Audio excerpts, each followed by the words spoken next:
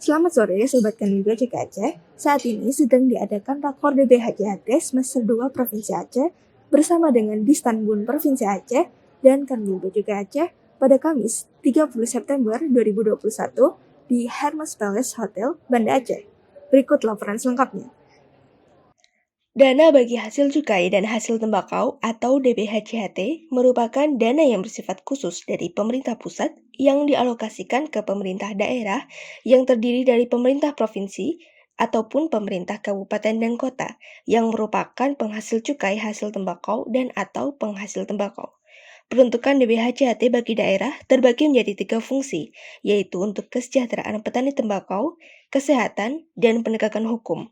Untuk itu, pada Kamis 30 September 2021, Ari Subagio, Kasih Humas Kanwil BCK Aceh menjadi narasumber pada acara Rapat Koordinasi Peningkatan DBHJHT Semester 2 yang diselenggarakan oleh Dinas Pertanian dan Perkebunan atau Distanbun Aceh.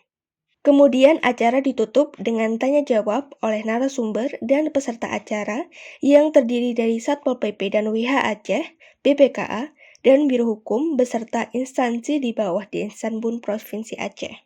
Dari Hermes Palace Hotel, Humas Kanwil BCK Aceh mengabarkan.